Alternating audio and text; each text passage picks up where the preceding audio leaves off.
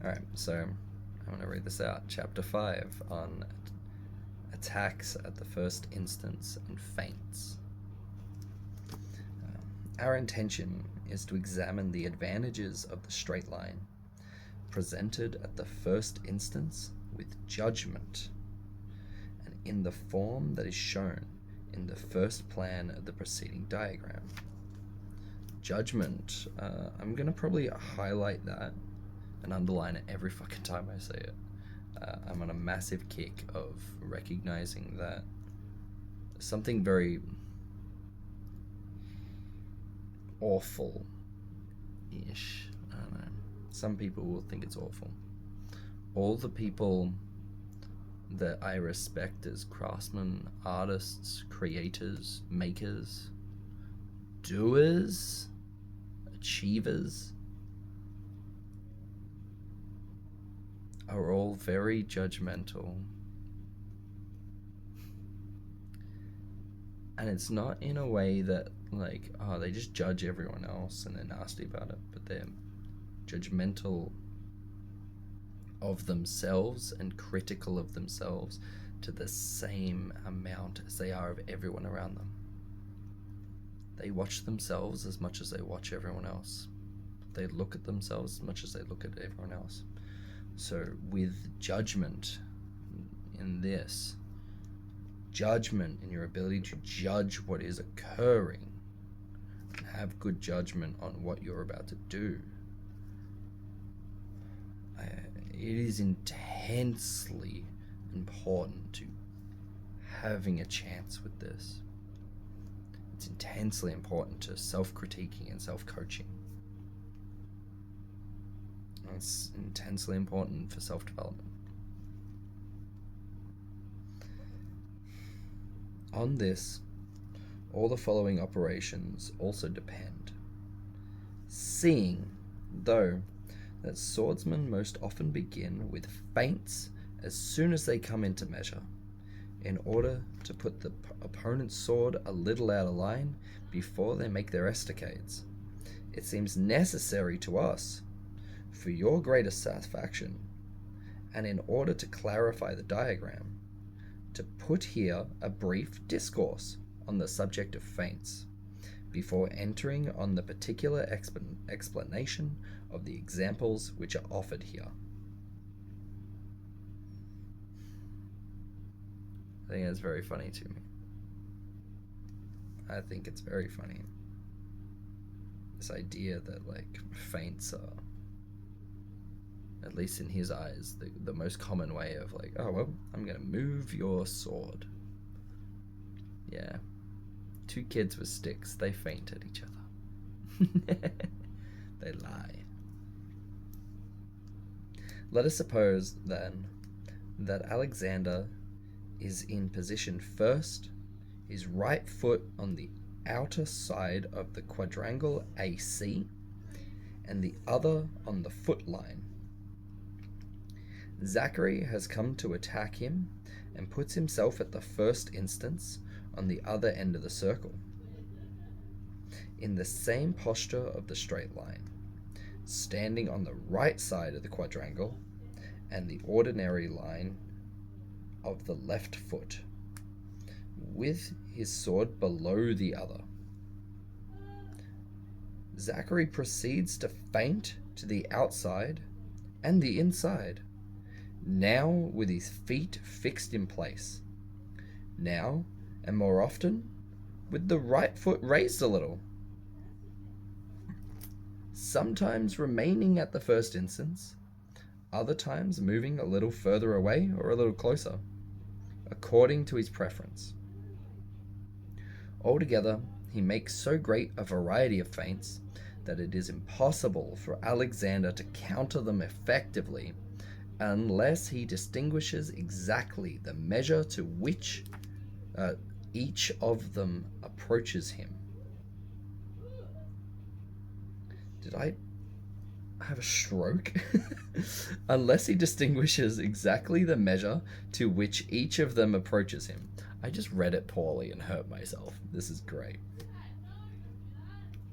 In the advancement of the foot and the body that accompanies them, 4 degrees can be distinguished.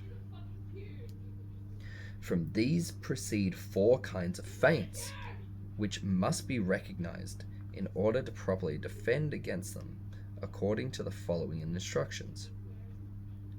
Without these, there are no other remedies against subtle feints, but simply to thrust and give one's body recklessly to the enemy, in the hope of trading them wound for wound, or to play the coward by always retreating out of measure, and thus alone to escape being hit. I will constantly remove the gendered language out of purely like habit. I may not always, it's just a habit of mine.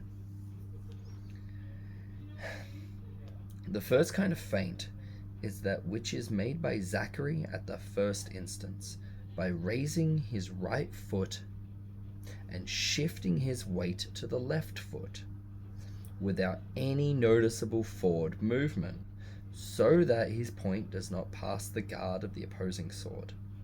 The remedy for this feint is to despise it and to make no movement at all against it, neither of the arm nor of the sword, until the enemy comes closer. This is important. If you look at this in a Fabris framework, like this isn't a very literal framework, which actually can make it muddier. People try and shorthand it, and then their shorthand stuff kind of gets weird. And then they try and shorthand it with Distreza stuff, and I think it's fucking weird. So I try not to do that.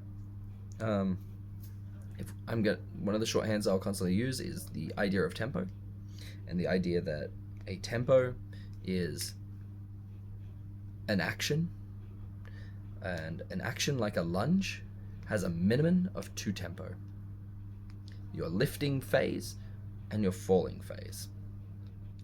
Thibault does talk about this in the previous chapters, and he talks about this forever. He just never uses the word tempo. He just talks about it quite literally, to the reader's detriment. So why do I say this? This right now, first kind of feint, is Zachary spending a tempo to unweight his right foot and get it in the air, and while he does it, he feints, but he's not going forwards. He's not traversing or distance crunching in any way. That means he's fucking flinging his sword around like a dickhead. It's irrelevant. I mean, it freaks you out because, like, Zachary might be very good and very highly rated, and you worry about Zachary stabbing you in the eyeball, but this feint isn't real. That's really cool. Being able to recognize that if there's no distance crunch, there's no worries. As easy as that. Alright. The second kind is when he begins by leaning his body forwards, so that whether he feints to the outside or the inside, the point will be able to reach the enemy's wrist. The counter is, at the same time, to quicken the arm and the sword hand, to straighten the body, and to raise the toes of the left foot so that it will be able to move quickly as circumstances require. And in the same way, to raise the point of the sword to the side of the feint above the opposing sword, to cover it with a little superiority. So, reading this out loud has given me a moment of, oh, you fucking prick.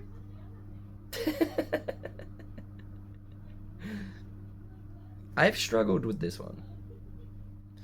As I read the third and the fourth, it'll make more sense while I struggle with this one. Because the idea is that, oh, well, because they're only going to go to your wrist distance, because their feet aren't coming off the ground and they're just using hip hinge to feint, because they're at first instance, which is hilariously the closest you can get to someone, and it still have to be lager. Funny. Very cool. Thibault, you recreated Strider and Lager. This one fucks with me because he's like, yeah, cool. Lift your left toes on the left foot so it will be able to move quickly as circumstances require. So the thing that happens when you do that, and I wonder if he did it on purpose, there's a lot of these things where I'm like, he has to have done that on purpose. I think he's worded it like this, either linguistically in a weird way,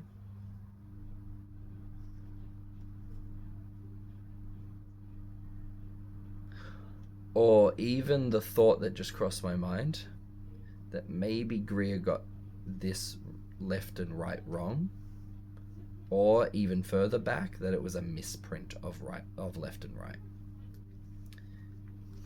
It's bad to distrust your translation, and it's bad to distrust your book because you will go insane distrusting it instead of trusting it. So if I trust all these words that I've just read verbatim, a cool thing happens that when you think about lifting your toes on your left foot, you're actually putting all your weight to your right foot.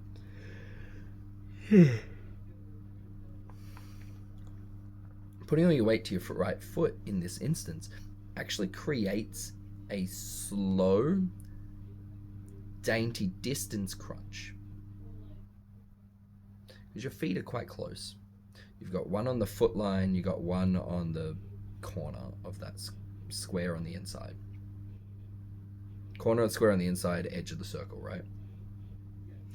So you're middle weighted, maybe, and then you suddenly get the weight off your left foot. It puts all the weight to your right foot. This allows the right foot to do the following.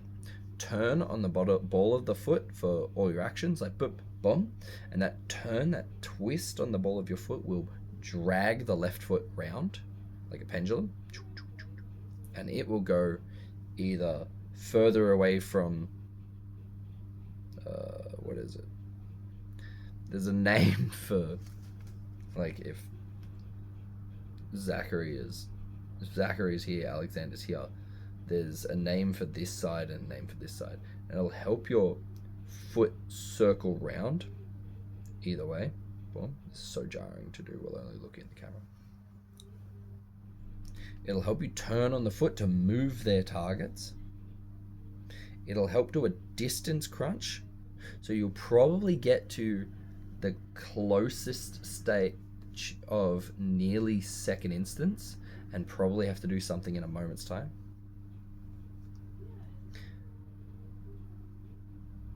And it'll also set up that your next tempo action can either be your left foot already being up and then going into a falling phase, or you can do this funny lift your knee to rip the heel off the ground.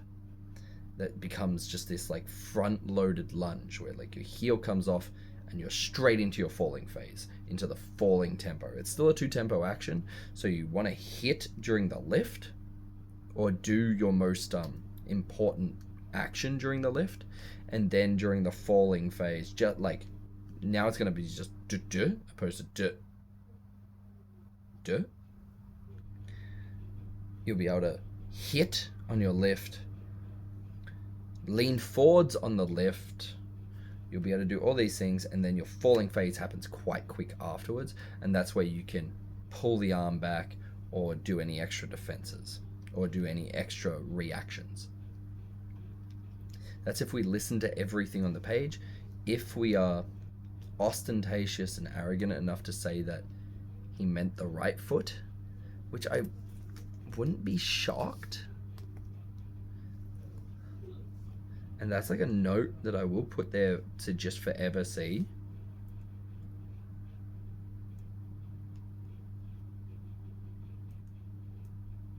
Maybe right foot.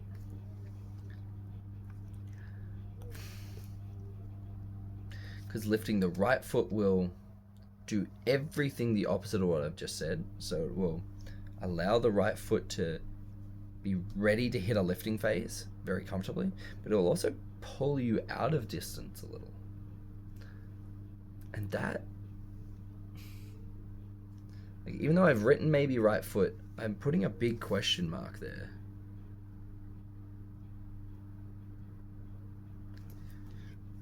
Because when it's a right foot coming up, it creates distance. You become left foot weighted. That means that all the targets from pretty much the waist up move to have your center of gravity into the base to support the shape made by your left foot, which can drag your hilt backwards, and it may free their point in a way that you're actually improving their advantage. I don't know which one it is. I don't know which one is more important here.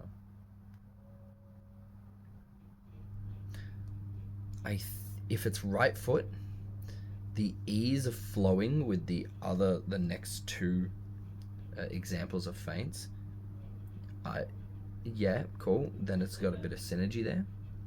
But if it's a left foot, which means that your right foot loading, so you can still think right foot, you can be like, cool, do I load my right foot or do I lift my right foot? That may be not too hard to process. But during that, if it's your left foot, then you get all those other advantages I spoke about before.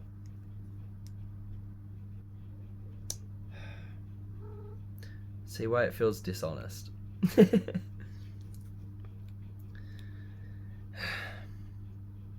Raise the point of the sword to the side of the feint above the opposing sword to cover it with a little superiority. Think of, like, not how anyone has ever explained stringere to you. Throw that in the fucking ether. It's not real, fake, and lame.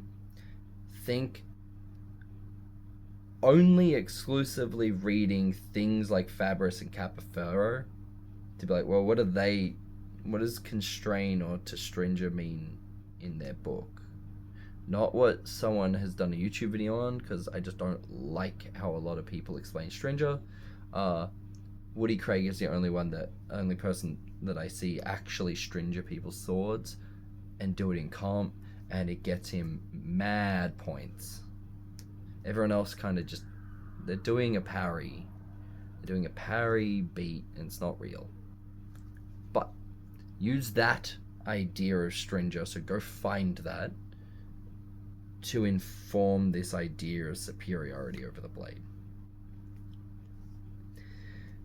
The third kind is when he continues advancing his body far enough that his point comes to the middle of the opponent's forearm, so it's no longer at the wrist, but actually a little bit deeper. This cannot be done without a greater and more apparent movement than in the preceding case.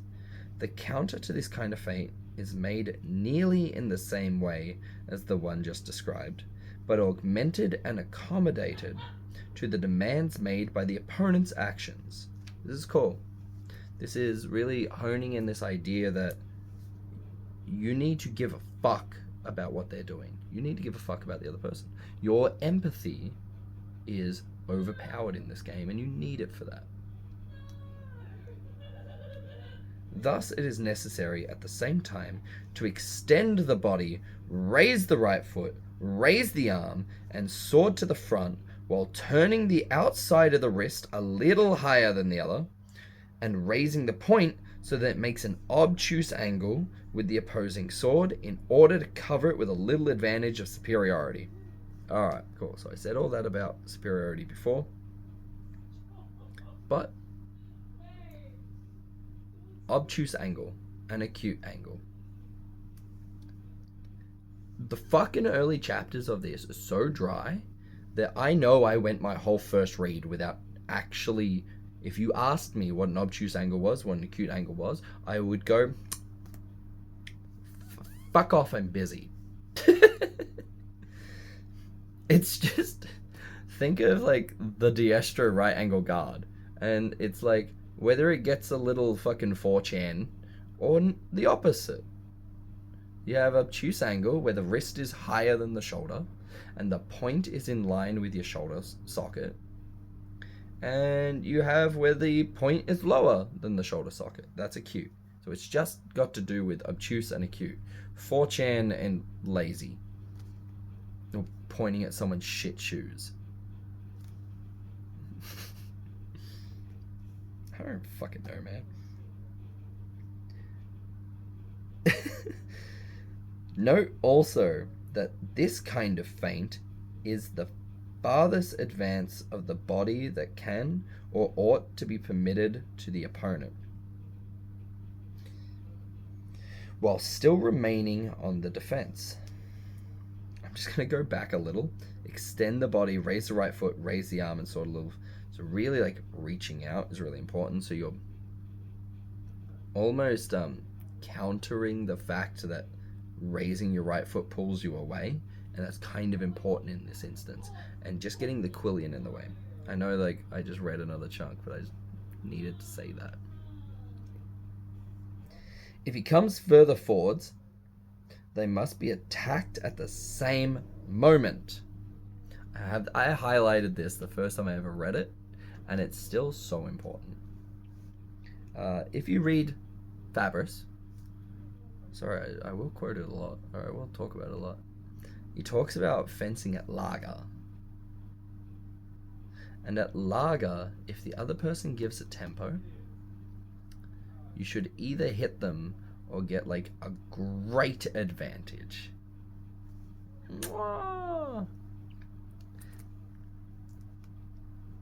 Kind of. There's a bit missing there. They give a tempo but don't come forwards. So they just give a tempo but sitting still. You can probably use that tempo to disguise a distance crunch, either with the start of a lunge. So if they, like, twitch, you can probably get the starting action of a lunge, that first tempo of your lunge, into that space, and then hopefully mutate in their next tempo. Maybe you're playing some real dicey game there, but it means that you can kind of attack, or at least gain position, due to that fucking tempo they gave at Lager. If they go backwards, you can use the tempo of them lifting a foot, putting it down, lifting a foot, putting it down. That's 4 tempo. You can use that to chase them down, and then you can lift a foot, put it down, lift a foot, put it down, and regain the idea that you're still at Lager. So their retreat meant nothing. And if they come forwards, you can use the first tempo, you reacting to it, to lifting your foot, and you spending the single tempo of your foot lift.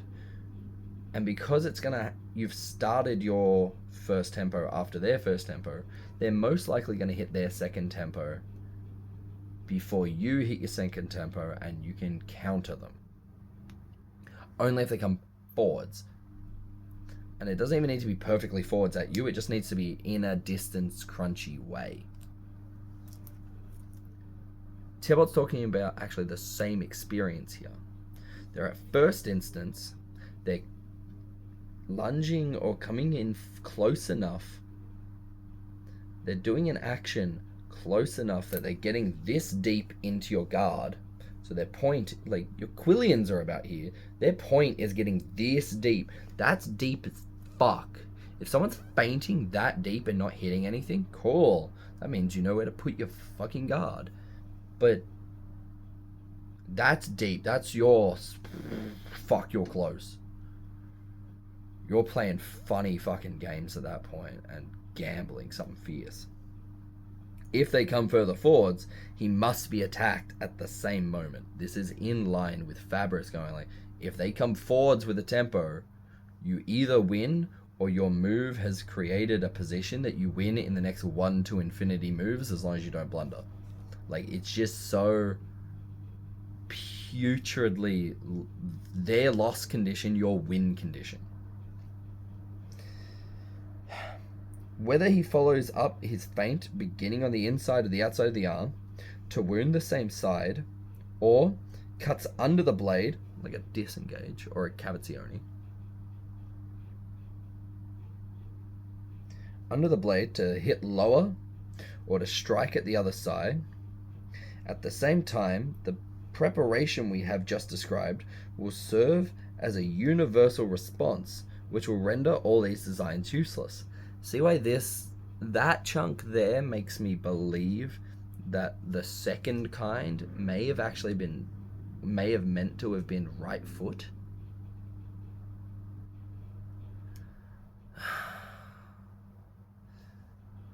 But I still don't know well enough to be like, maybe not. But it makes sense, right?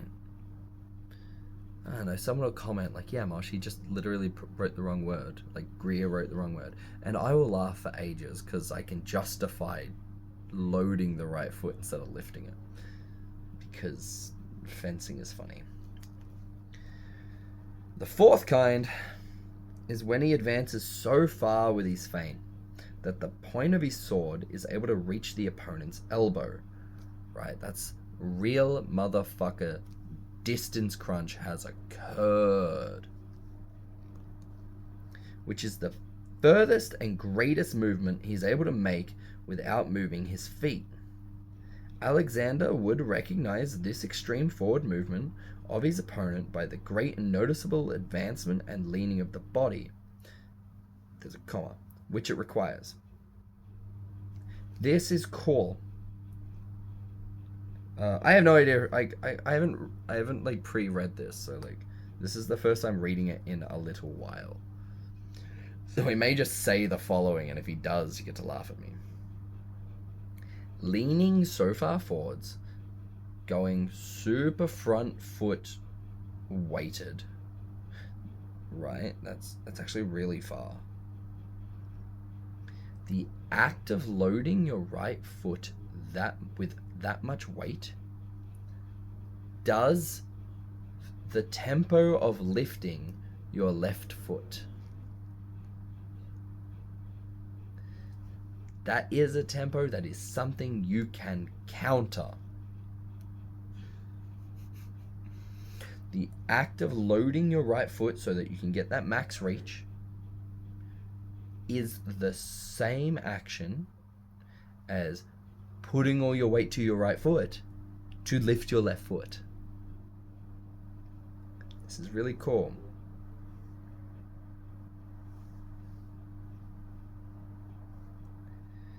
He ought to take good care not to allow this feint to be completed once begun, for to the second movement there will be no remedy. Very silver of him, right? Oh, you got to time of the hand and he hits you. He's gotten to Stretter. He's gotten to comfortable deep Stretter. So he's going to use the now fucking lifting foot tempo that he's just gotten to, because by the time he finishes that reach, he's beginning a left foot reach. That means he's beginning a tempo. And he's beginning a tempo where, if you haven't already started doing something, he is on the warpath of winning in that moment or in the next 1 to infinity moves. It is a win condition. If you let them get that deep with the feint, it is a win condition for them.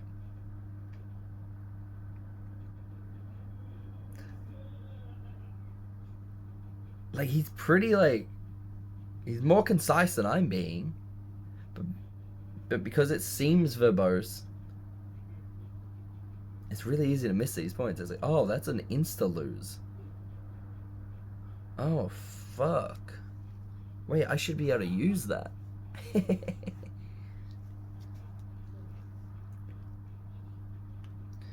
And it is necessary in order to turn aside the assailant that the defender should take a short step along the diameter, entering while the enemy is still making the feint, with body straight and arm and sword extended, so that his point hits the opponent's face before the feint is completed. So if they feint so deep that it is almost a real fucking attack, and they're giving a tempo at Lager, and you're reacting as if it's maybe one of the 3 other feints, but during your reaction you're like, oh, he's still going, fuck. You just finish that off. You are at the moment both variations of the left foot or the right foot, both variations previously, if we treat it as a diametric relationship, because like feint 2 and feint 3 are the only ones with counters, right?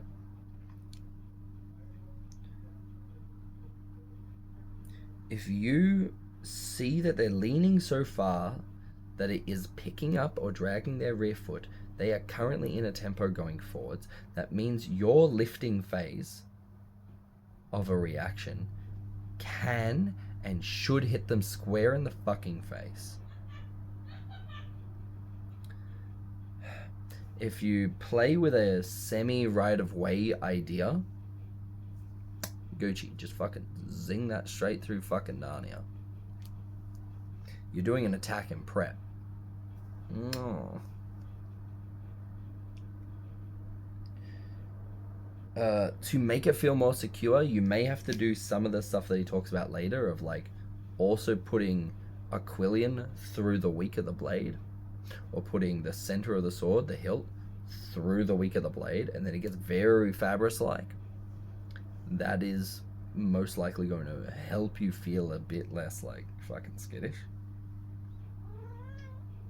But in broad terms, if they feint that far, fucking nuke them. It is as real as them attacking you. But all this will be shown to you more aptly in chapter 27, which is the proper place to deal with feints and with the assistance of the left hand.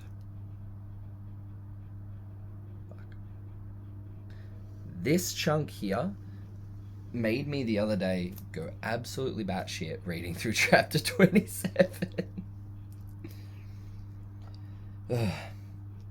This is the information that we have judged necessary.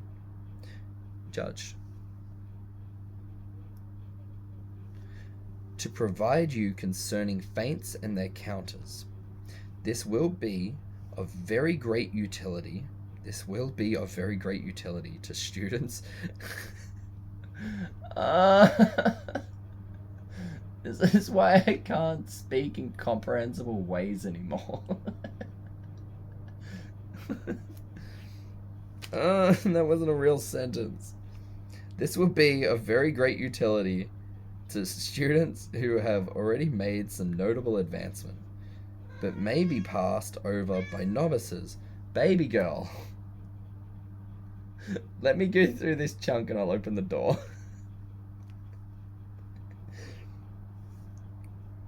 I've already made some notable... this will be of great... Oh my god, I gotta read the same chunk again so I find it.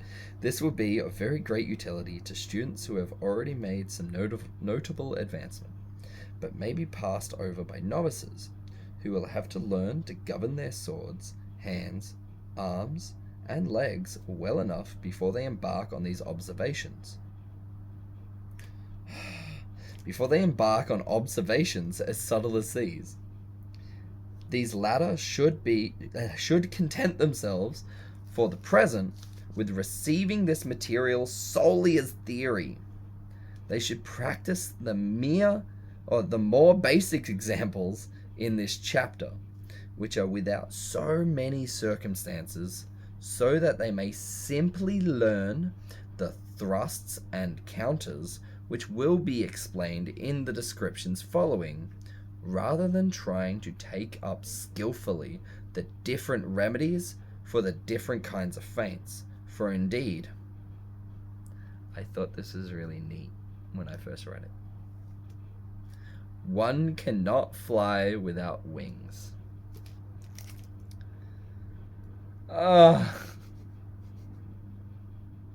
We just got to circle 1. We get to look at circle 1 now. Fuck. Firstly, I need to let my cat out because she will be a Suki Lala.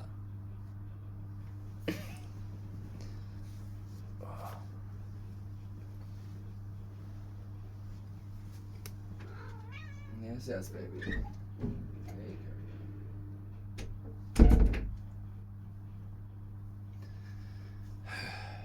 Alright, let's have a look at circle 1 and start figuring out what the fuck we're doing.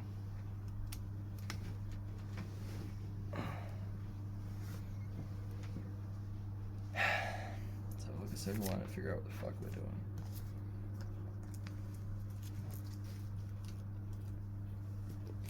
Alright.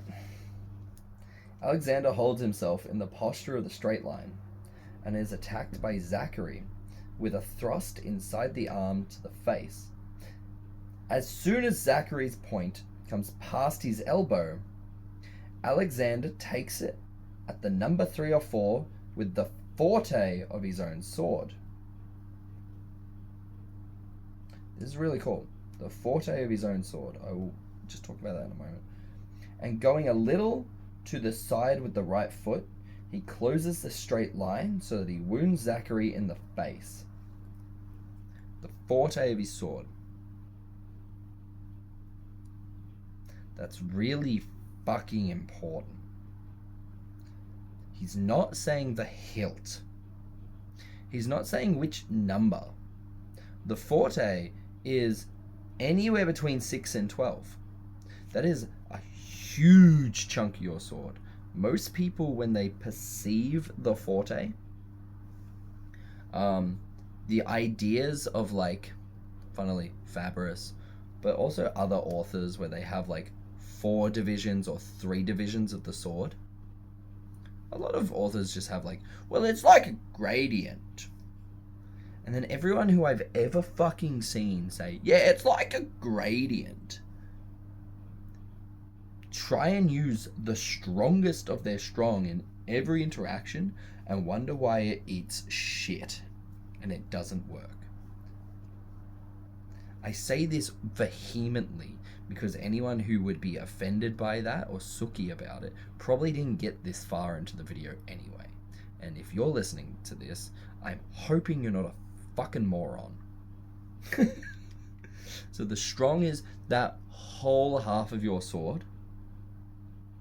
And if you link the 3 or 4 of their sword, which is like you got 1, 2, 3, 4. So it's like that. I don't know, it's like 10% down the sword.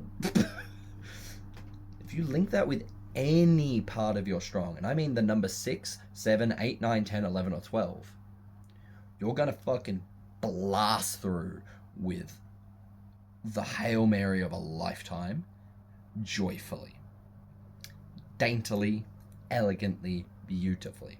That halfway point, mwah. So he is specific, the forte of your sword, because like any fucking part of it, that's really cool. Fuck, that's important. That's the summary of the circle. You can see it. Circle number 1. We currently have it finishing with, what's the note I've put on here? Quillion under. So it looks like the inside quillion is underneath the blade. You have slid the blade along their blade, which is actually a bit fucking hard. Like, there's only a few attacks that you can slide blade on blade to hit, and they won't do the best parry they've done in their life. But it's also, remember, he says that this is to teach you, this is to give you wings before you start figuring out how to flap and fly, right? So don't get too salty on this. And he's ended up just barely in the circle, so he has stepped in a little. He has stepped in and slid his rear foot a little. And he's put that straight to Zachary's face. All right, let's read. Let's read the rest of Circle 1. Oh my god, if I didn't have my phone plugged in, it'd be flat by now. With Alexander holding himself in the position of the straight line, Zachary sets out to menace him with a feint of the 3rd type outside the arm, referred to before, right? By raising his right foot and advancing his body and sword arm, which is really cool.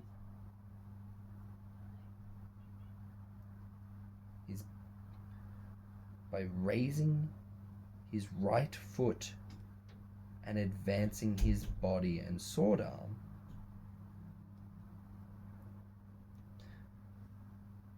all the feint variations he spoke about did not involve Zachary stepping. They were talking about his body lean and his reaching far forwards. That's really fucking cool. Because now he's discussing it as the foot is carrying. They are two different things. They're not wildly different, and actually to break it up like this doesn't seem insane to me. And it kind of lines up with Strider and Lager and discussing Strider and Lager.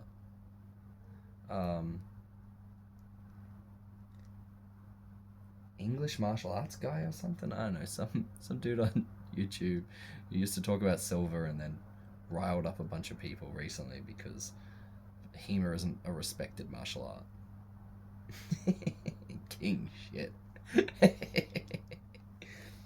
I say recently, I think it may have been a year ago, I can't remember, but it's still on my mind because I still think it's funny.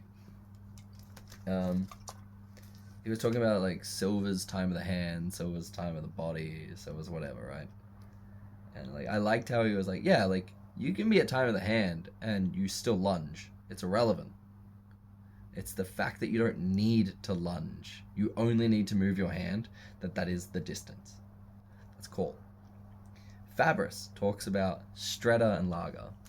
Lager is the distance you have to lunge, and Strider is the distance you don't need to lunge. You can just hip hinge. Hip hinge, not weight manipulate. Because weight manipulation in the way a human moves is in the same realms as adjusting to lift a foot. That's a whole tempo. That is a whole tempo you make before you start hip hinging. That's a 2-tempo action. You're now doing a lunge. If the rules involve how many tempo it takes to do the thing. Kind of funny, right? So here, this feint can be done by weight manipulation and lean, which makes it a 1-tempo, or the feint can be done during the 1-tempo of lifting the foot. That distinction means that even though the foot hasn't been lifted on one and the foot has been lifted on the other, it is still the same. It still sits in the same frameworks of the laws or the physics, the raw physics of fencing and humans being involved.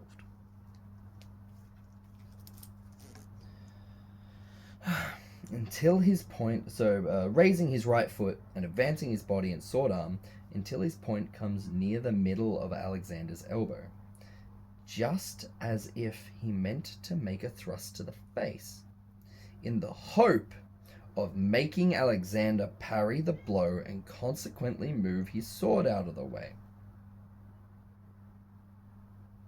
I already underlined this like a few weeks back,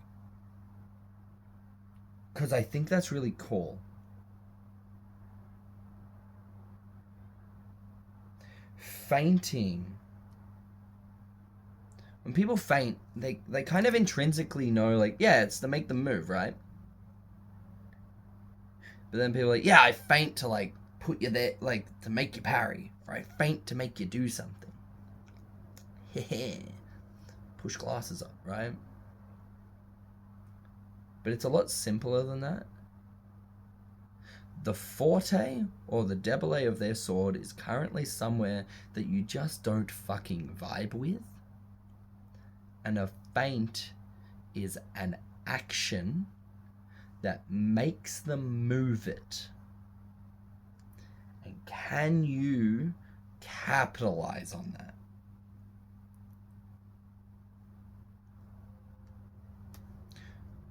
The goal of a feint is not to make them parry or to like make them counterattack. No, those are like, oh man, you just do the fucking shitty épée stop thrust thing every time I feint you. You're a dickhead. Now we keep doubling. No, my feint has the wrong fucking goal. The goal of a feint is to move their forte. Not move it to where you want it to go, but to move it. And your feint should be allowed to deal with the forte moving, because that's what you were making it do. Ugh. Look at this. Look at all this fucking... I got 45 minutes worth of fucking info out of just the start of one fucking chapter. See why my brain bleeds on this book? Then, all at once, he passes his sword back under his opponent's hilt. This is important because the feint has gotten past the hilt already and goes around. This is why your quillions need to be of acceptable fucking length and not of cracked out shapes, so that it increases the distance they have to travel the point around the hilt, so that you have more time to think, so you have more time to react, so you have more time to unfuck this situation. This is something that, like, as much as I adore foil and I adore epee, that they do not have. And you kind of need right away to make up for this.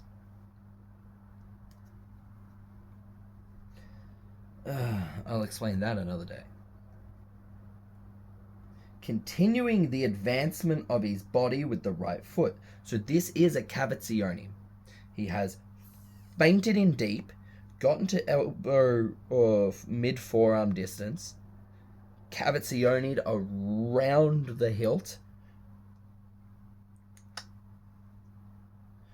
with the right foot in the air, putting this on the ground upon the diameter at the letter R, and with some augmentation of the leaning of his body, he brings the sword back up, letting the left foot follow proportionally behind the other, and at the same time he makes his estacade inside the right arm at the face of his opponent, with arm and sword extended in a straight line. So that last chunk is where it's no longer a cavazione. The way to fuck this drill, because this is a drill, this is an experience for the player to experience dealing with a feint and dealing with a true attack. This is the first time Alexander is dealing with swords getting flung at him. This is cool. This as a first lesson is pretty cool.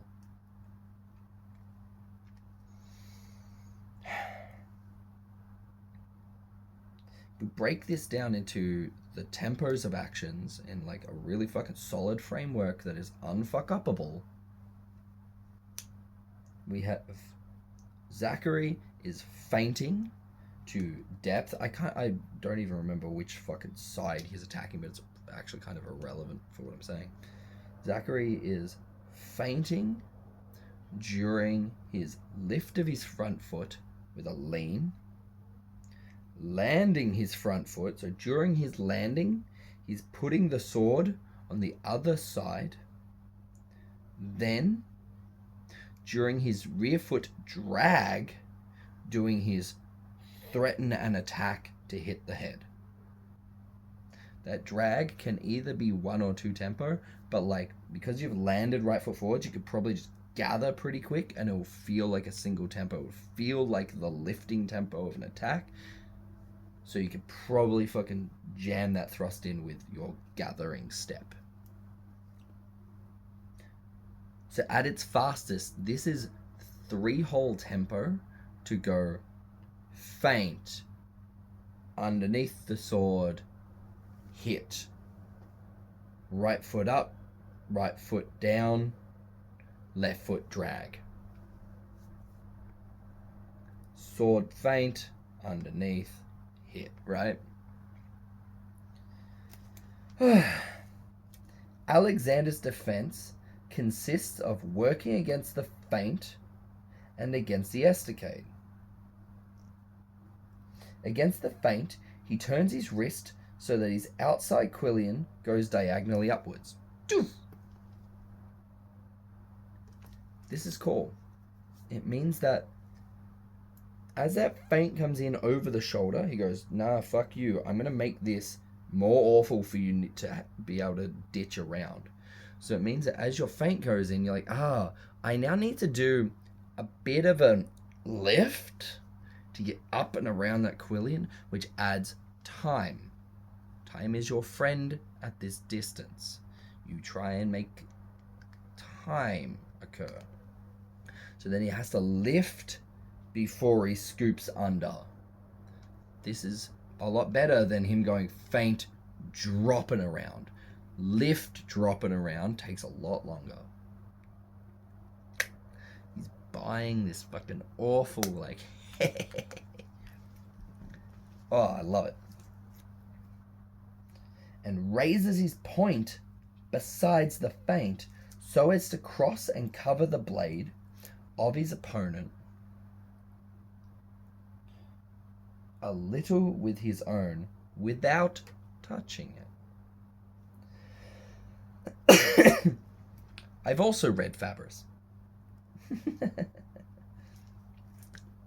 All these things make him go like, shit. So even if it wasn't a real attack, because it's a feint, if it was a real attack and he was a bit on the fucking able to use his goddamn eyeballs, he would most likely bug the fuck out the same way. So all of a sudden you can deal with kind of half-hearted, kind of non-committed attacks. Because non-committed attacks and feints feel a little different. And you can treat them the exact same. Oh. So he's just made it really awful for that duck under and then subsequent thrust. Just giving him more time. This is the counter to the feint. If Zachary should continue to advance his point with the feint in order to hit him on the same side, this preparation would be the true means of breaking an attack outside the arm, as well as the true beginning of a countering estacade to the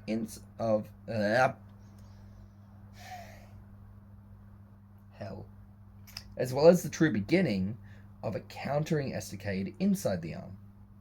Since, however, Zachary passes his sword under the hilt of his opponent, in order to strike him on the other side, Alexander, as soon as he perceives the first sign of the change, is roused and puts himself on his guard, stiffening his arm and knees. As soon as the point of his opponent's sword comes to his elbow, he receives it at the number 3 or 4 with the hilt. This is cool. Of his own sword, catching it between the blade and the inside Quillian, which is turned to horizontal. This is cool. Before I mentioned forte of his sword, and then we look at how he's broken it down further. As soon as the point of his opponent's sword comes to 3 or 4, he receives at the number 3 or 4 with the hilt of his own sword.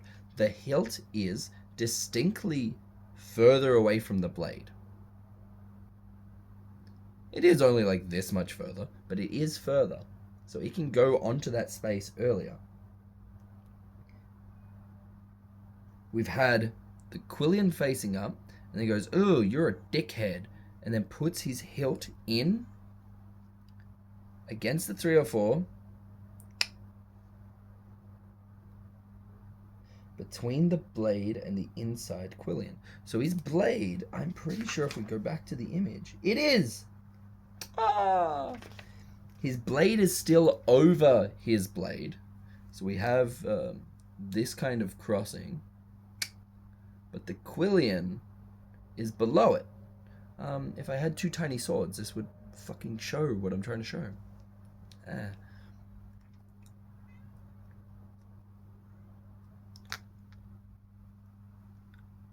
this make any fucking sense? I don't know, man. So it's like this. So that bottom Quillian hooks his blade, and then the blade itself goes over the top and drives through. displacing his blade up in a fucking shitsville. At the same time, he advances his right foot and body together with the armor sword, graduating the opposing sword, and by this means closing the straight line by letting his opponent's point go uselessly past his own chest. He wounds the enemy in the face and finally sets his right foot down on the diameter between the letters C and E. He's done all of this during the foot lift. This is important. It is not happening during the foot stomp or the foot placement or the foot hitting the ground. You're all too fucking desperate to put your feet back on the floor, and it's what fucking makes your fencing suck. Letting the left foot follow behind until he stands upright on his feet in profile and in the perpendicular line. He adds such vigor to his estacade that by this means that it pierces straight through Zachary's head. Cool. The right foot of Alexander hasn't even hit the ground before the greatest majority of this has occurred. All of this has happened off the lift. Then the falling phase, and then the drag of the left foot. That happens afterwards. So many people are like fucking lifting their foot, not even aiming to thrust until their falling phase, and then hoping that their foot gather maybe swizzles near them and, oh, I hope it lands. That's why you fucking suck at fencing. A note that I wrote. Oh. A note that I wrote last time I read this. Counter Jun during foot lift. First tempo. I'm a genius. Alright. We're nearly an hour in.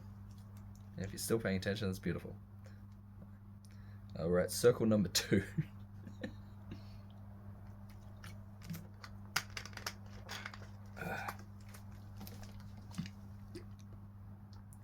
Alexander here makes his final execution, going with the right foot all the way to the letter H, the knee bent, and the left foot following proportionally behind, forcing his opponent's arm with his own so that he comes at him beneath the sword.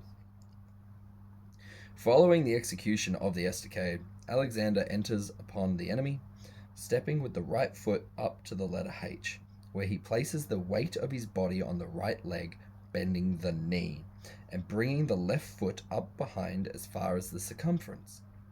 Continuing to push forwards with all his strength and with a stiff arm, he gives a shock so forcefully to the opposing hilt that it forces the enemy to bend his arm and let his point go up to an obtuse angle.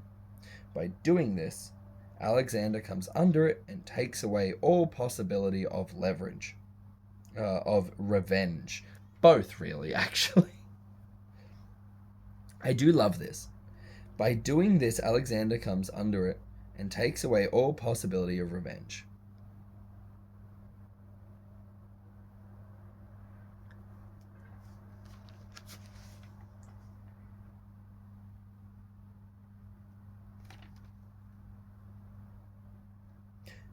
So he's already stabbed the dude in the face. And blasted it through his fucking skull. And he's talking about, cool, now make sure that you absolutely discombobulate the fucker's arm, too. That way, while your sword is in his skull and through his face and through his head, that he can't be a rat bastard and revenge hit you.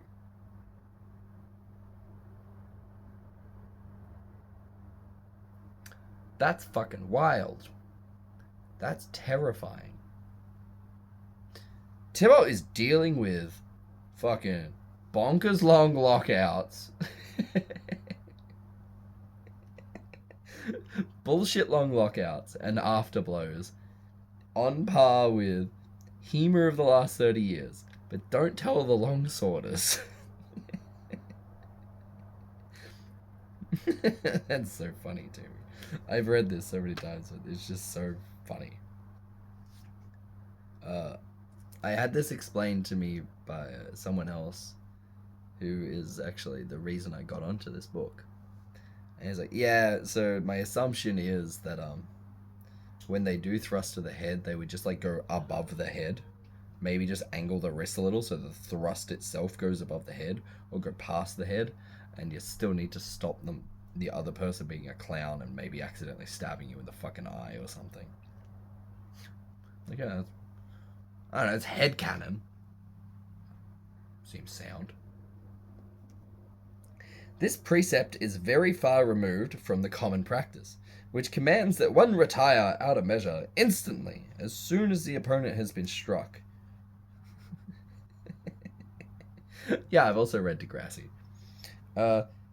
Here it is shown to you that it is necessary to pursue the thrust until it makes you the absolute master and lord of the enemy, rather than to run away or to jump back, which would be nothing but a provocation to a riposte. It is better to enter so far forward that the enemy's weapons are rendered useless.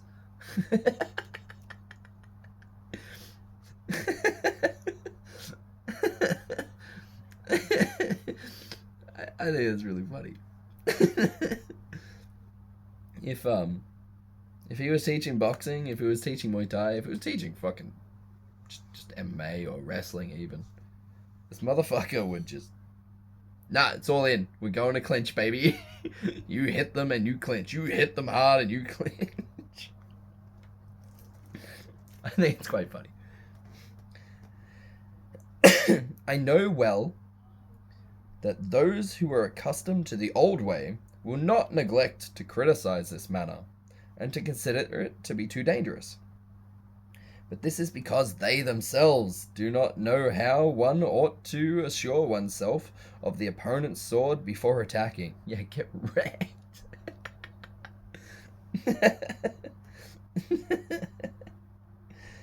And because they think that we force ourselves to lengthen our thrusts according to their method, leaving the opposing sword free, or trying to get it out of the way by means of various feints, we have not cared to do this, for such estacades are made out of venture, and to all appearances are more likely to end badly than well. Even when all is done just as one would wish, they cannot deny that the advantage which they have is accompanied by some manifest danger, and nearly as much for those who do this as for their opponents. I call to witness the very practice of their exercise, in which one sees that they are ordinarily so much at pains to retire hastily out of measure that they are not sure of their attacks. In fact, they very often retire before they know whether these are well or ill aimed.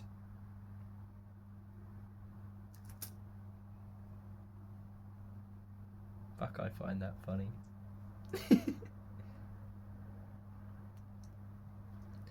This is, in effect, nothing more than making their attacks by chance, without either superiority or advantage. This proceeds from the fact that they leave their swords on both sides equally free, and that those who make the attack always need two quite definitive times, the first for making the attack, and the second for getting away.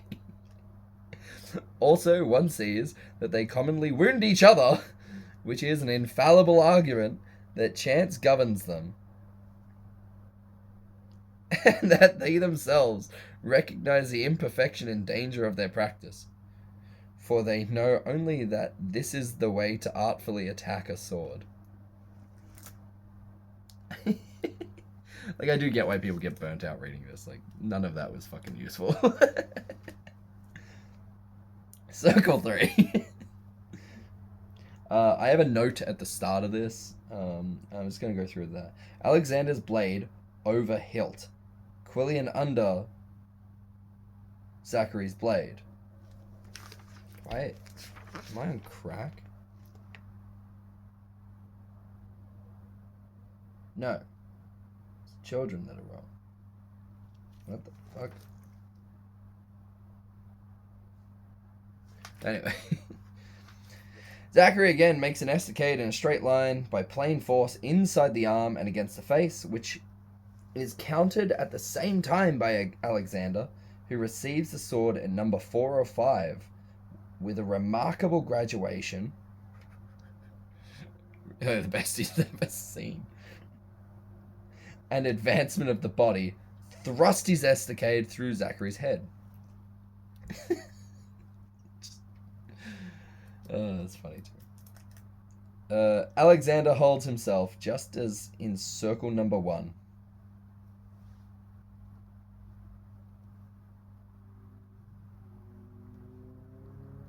Zachary comes against him in the old manner, with a feint, high or low, made with a stiff arm outside the sword, and the instant that it comes to the circumference of the circle. What? I'm so bad at reading. At the instant that he comes to the circumference of the circle, then, approaching with the left foot and lifting the other, he begins to cut under the blade, which he continues during the advancement of his body, so that at the same instant that he puts his foot on the ground at the diameter at the letter R, on the ground on the diameter at the letter R, he makes an estacade with all his strength at the face of his opponent.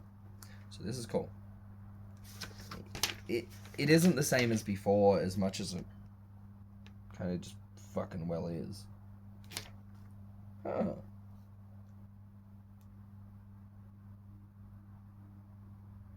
Approaching with the left foot and lifting the other, he begins to cut under the blade.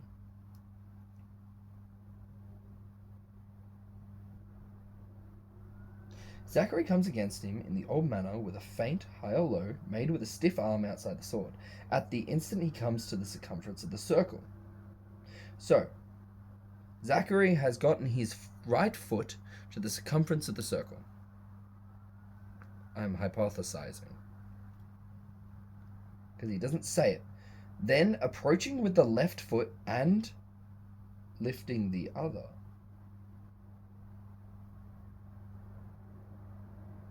Well, you can't do both at the same time.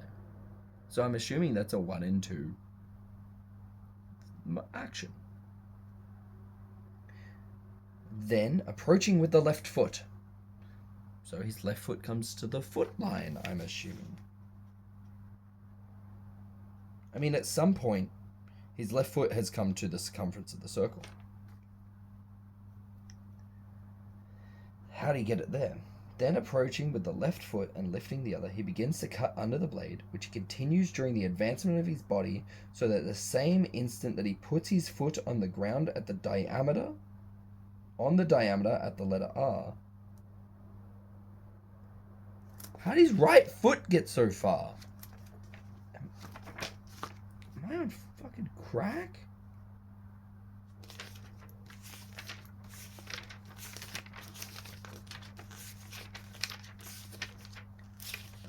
As I'm reading this out, I get to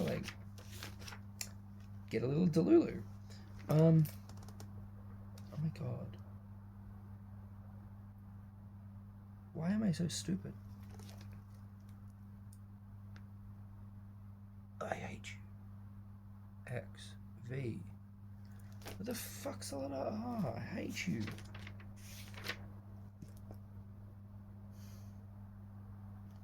The diagram is perfectly in the spine, so you can't really read some of the letters. And then you just want to fucking swear. So this is a little jarring, right? My problem is that I can't tell where the attack is coming in, and my dumbest read of this is that he's putting his left foot on the circumference of the circle and his right foot at the letter R at the same time.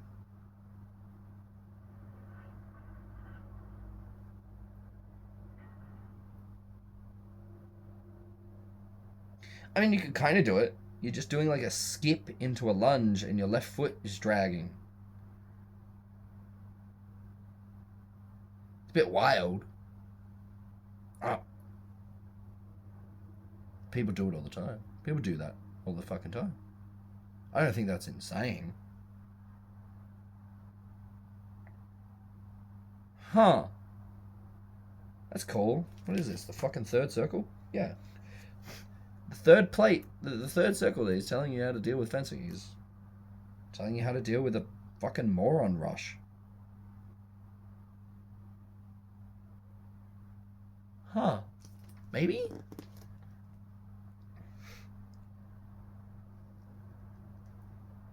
Whack. So the letter R, so you've got the diameter. No, I'm so bad at this, man. You got a fucking book. You got a book, and it all went wrong from there. So, like, here's your circumference, and the letter R is like here. So it's like he's put his right foot there, gotten momentum with his left foot, picked his right foot, landed it there as his left foot dragged to the. Yeah, he's done an advanced lunge.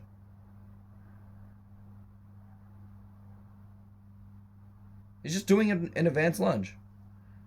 But like a momentum carrying advanced lunge. Which would make everyone who's ever done Destreza pee their pants and cry and shit and scream and seethe and cum. Huh. I mean, that's all I've got for explaining that, not gonna lie. Which he continues during the advancement of his body, so that the same instant that he puts his foot on the ground at the diameter, at the letter R, because the diameter and the letter R are very far apart, he makes an estacade with all his strength at the face of his opponent. I think he's just doing an advanced lunge, but like allowing momentum to fucking drive him down Main Street. He's done a feint outside at Lager, or a feint at first instance, advanced lunge. That's cool. That's not dainty fucking sword rubby Destreza of the Spaniards. That's this motherfucker's gonna shiv you, and this is your second drill, son. Figure it out. Alexander, perceiving that the feint does not pass the arms of his hilt, does not move at all until Zachary advances a little further and begins to cut under with the right foot raised. Oh yeah, because he's doing an advanced lunge. An advanced feint lunged cavazione. At that point, he readies himself, makes his body, foot, arm, and sword lively, in the fashion that is described in the third kind of feints. Thus, as the enemy enters in and aims a point at his face, at the instant which it comes past his elbow, Alexander receives it on the inside quillion at the number 4 or 5, and graduating it with an advancement of his body, he gives Zachary a blow in a straight line against the face, lowering his right foot a little off the diameter between the letters E and H. Continuing by putting the body's weight on this foot and bending the knee in order to increase the vigor of the estacade. In this manner, and for the reasons explained above. That's fucking vicious. So old mate's coming in dead straight, does his feint advance cavazione lunge. Alexander goes, woo, I'm just gonna fucking step offline a little, drive my quillion through your weak, and drive my fucking point straight through that face. You're a dickhead.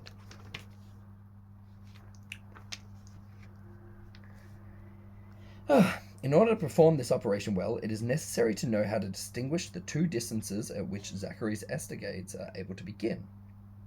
For if it happens that he makes his attack from the first instance or even further away, his body and sword arm will necessarily be lowered and weak before his point reaches the place of his opponent's elbow. I don't think I paid attention at all reading that. For if he makes his attack from the first instance, or even further away, his body and sword arm will necessarily be lowered. Oh, okay, cool. So this is dealing with, like, knowing... Wow, it's really fucking early to be talking about hip hinging. That's cool. I've read this so many times, but, like, this is just so... I don't know, I know fencing better now, right? Or even further away, his body and sword arm will be necessarily be lowered and weak before his point reaches the place of the opponent's elbow. This being the case, Alexander is able to counter it at the same time using a similar bending of the body against it and joining the forte of his sword to the foible of the opposing sword at number 4 or 5. Cool. I love how I've got parts highlighted and noted around this, but every time you read this, it's like, I don't think I've ever read this before. I've got notes next to this. What the fuck? Using a similar bending of the body, joining the forte of his sword to the foible of the opponent's sword. Number 4 or 5. That's cool. So if they're leaning forwards and their feet are actually further away, but they're still trying to get the same interaction with a more forwards lean, which makes you think of, like, other Italian fencing, hey? He's like, yeah, just make sure you also lean at the hips so that you don't fuck this up. He tells you this so early. This is circle 3 of chapter 5. That I remember where this first stuck, and I remember where I was when it made sense. I just got a bunch of memories. That's very funny. That you hip hinge as much as the other person to make sure that they don't fuck you up, but he explains everything in this book as if you're upright. Because, like, well, if they're hip hinging, just hip hinge with them, right? Like, duh. Eat shit. Eat shit. I hate you. But if Zachary has made some approach of his body during the feint, if he makes his estacade from a closer distance and pushes his point past his opponent's elbow, without any lowering or weakening of the body, arm, or sword, Alexander will first of all strengthen himself up with the right foot raised and without leaning the body forwards until the opposing blade, which has been received on the forte of his blade, in brackets. Fuck, that's important brackets. Fuck me, that is just important.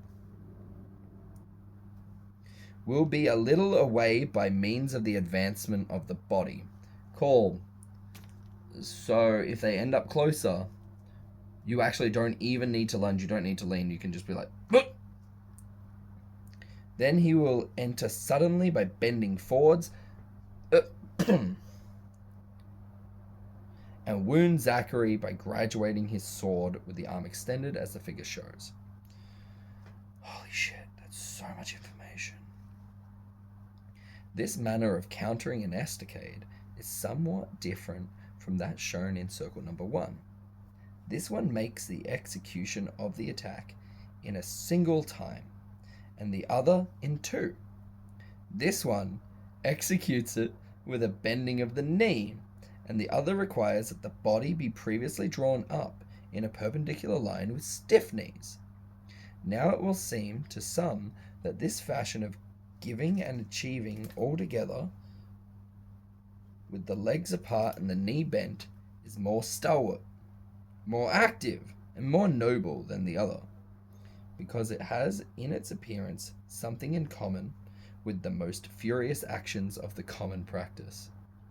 Yes, duh.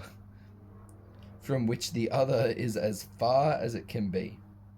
You may be sure, however, that the one in circle number 1 is the more sure, the quicker to prevent all changes, and also the more robust, because all the members of the body are tensed and awakened and have their forces more united, which gives to their movements a vigor and an inner liveliness which cannot be seen from the outside, because the smaller they are, the greater their force.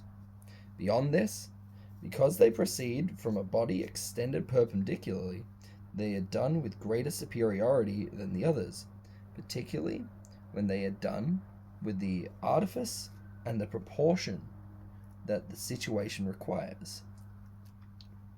Since the body is thus prepared both to move itself and to work on either side, and to pursue, arrest, and moderate its actions as it seems best, because it holds everything in reserve.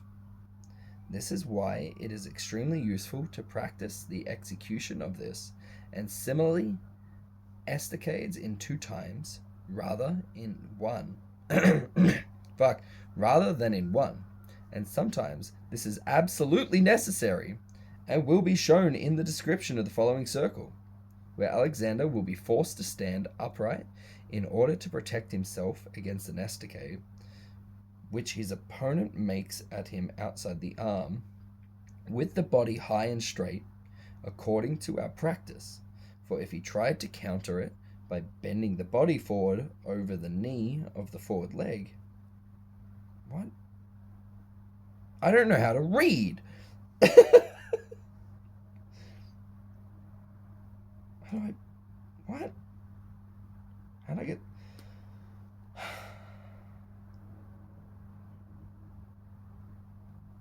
I get why everyone just misses the really cool data points I just spoke about all in this circle, because you get to this part and you just forget how to fucking read, apparently. This is why it is extremely useful to practice the execution of this and similar estacades in 2 times rather than in 1. And sometimes this is absolutely necessary, as will be shown in the description of the following circle, where Alexander will be forced to stand upright in order to protect himself against an estacade which his opponent makes at him outside the arm, with the body high and straight, according to our practice. For if he tried to counter it by bending the body forward over the knee of a forward leg,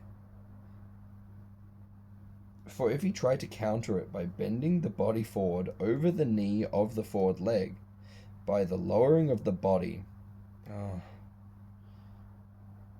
It's just because this sentence sucks. Oh, that's horseshit to read.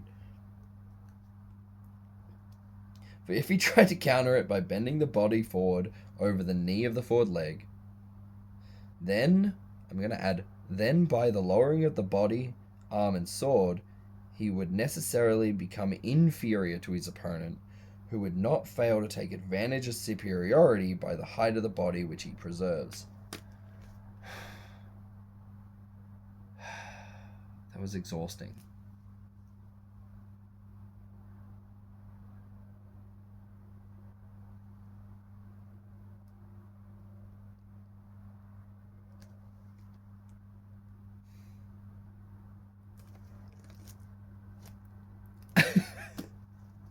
We're at circle 4.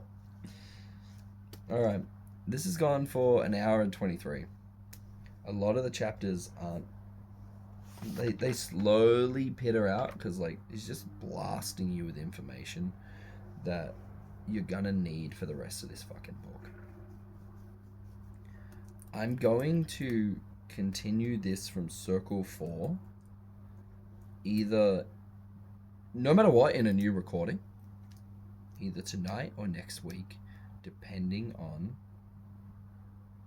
how much this makes me want to die. I hope all the data points that I threw at you from this help you tremendously. And I hope your fencing becomes more beautiful because of this. This is a lot easier for me to do, so I shouldn't get as hung up on doing my videos for it.